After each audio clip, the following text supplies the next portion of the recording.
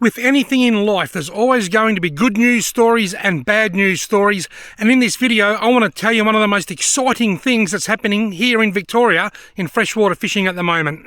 Now, getting back to good news stories and bad news stories, before I tell you what I want to tell you, I'm at the Winton wetlands. As you can see over there, there's just thousands of dead red gum trees. This used to be Winton Swamp, and then in the early 1970s it was flooded to make Lake McCowan.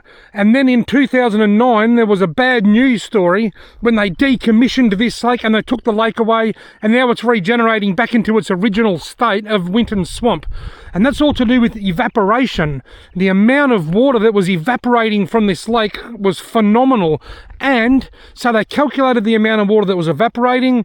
They decommissioned the lake, and that amount of water now flows down the Snowy River over in Gippsland, creating a good news story for that area. So there's a lot of people here that are disappointed about Lake McCowan being drained, and there's a lot of people over in Gippsland that are absolutely ecstatic about their improved fishery in the Snowy River, particularly for bass.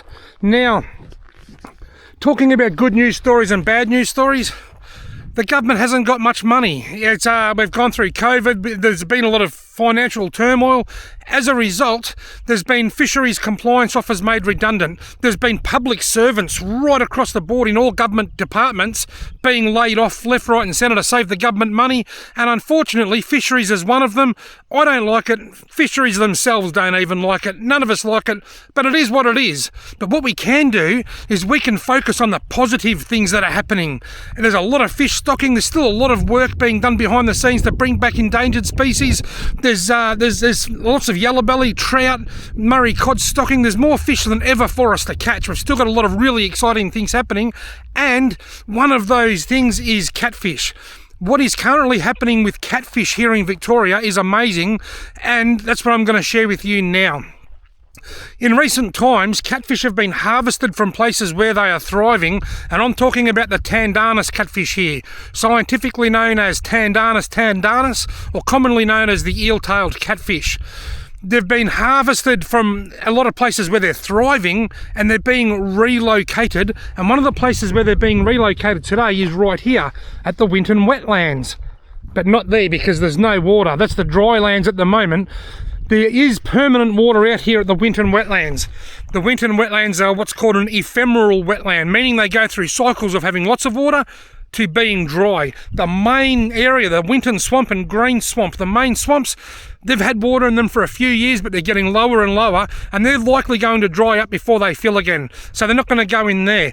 But down the other end of the Winton wetlands, there's really big pools called the burrow pits. I'd do a lot of carp fishing in those burrow pits. They're permanent water. There's even a sneaky yellow belly or two in there somewhere if you're lucky, but I haven't caught one myself. But one of those burrow pits has no carp in it, and because it has no carp, it's been earmarked to be stocked with catfish. You see, catfish, they breed in still water. They can breed in creeks that flow, they can breed in dams that don't flow, and that's why they're doing so well in private property dams. They're thriving in people's dams because there's no carp. Carp are a huge threat to catfish because catfish build a nest and lay their eggs, and then the carp just come along and go bang, and they smash that nest up, and then the catfish spawn is unsuccessful, and that's why catfish have disappeared from so many waters. Catfish are probably more vulnerable to being affected or impacted by carp than most other species. So we've found a pond down here. One of the burrow pits has no carp in it. The water's a lot clearer than the other burrow pits, and as a result, we're going to be putting catfish in there today, and I am super excited. I'll take my mug off the screen and give you something else to look at for a moment. Now, these catfish dams, some of them are down in, I think they're down near, I can't even remember the name of the place now. They're down near Melbourne. We'll say that, near Sunbury somewhere. I've forgotten the name of the place. Lancefield. I think they've come from Lancefield, actually, some of them. But some of them have also come from some of the big dams over in the Wimmera that have got catfish in them, where they've just spawned so well that they've just taken heaps of babies and they've put them in other areas. In recent times, they've been stocked into Lake Samble at Beechworth. They've been stocked into the Ovens River in Wangaratta and down at Burraman. And today, for the first time, they're going to be stocked into the Winton wetlands, and I'm going to be helping with that, and I am super excited. Now, Catfish are protected in this area. We're not allowed to keep catfish, which is a bit sad, but I understand it because they're, I suppose you could say, locally in danger or locally extinct. You can keep them from other parts of the state over in the Wimmera though, and I'm hoping that this work that Victorian Fisheries are doing now in stocking catfish in different areas, I'm hoping some of these places, particularly places with no carp, like Lake Samble at Beechworth and over here at the Winton Wetlands, I'm hoping that they'll spawn right back up. And then these places may then also act as surrogate or nurseries for the catfish so that they can be relocated from there into other areas as well.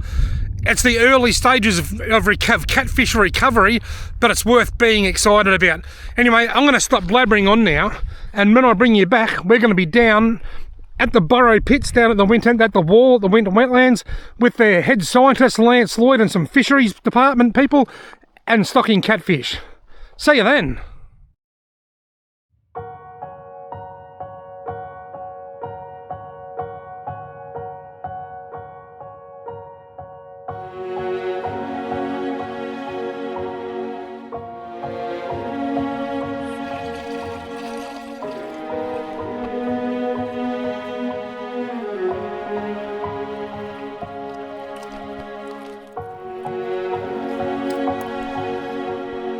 Catfish galore.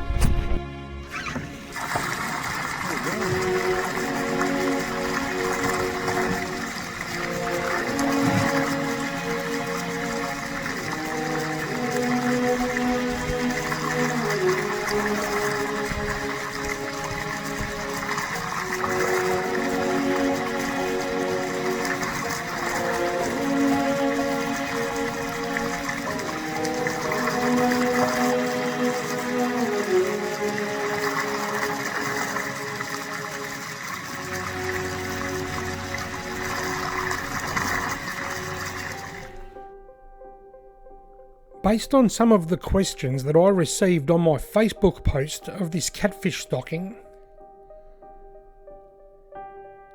Tandanus catfish are an Australian native fish.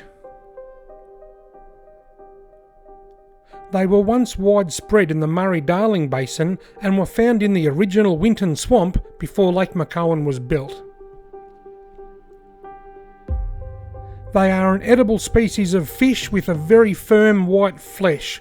I've only eaten one myself. In my opinion, it's a lot nicer than silver perch, but not as nice as a yellow belly. The reason they are being stocked into waterways is to re-establish previous natural populations with the hope of one day being able to target them as a recreational angling species. Small fish form a very small part of the Tandanus catfish's diet. They are foragers like carp. Preferring to forage for food, they feed on freshwater mussels, worms, bugs and small invertebrates.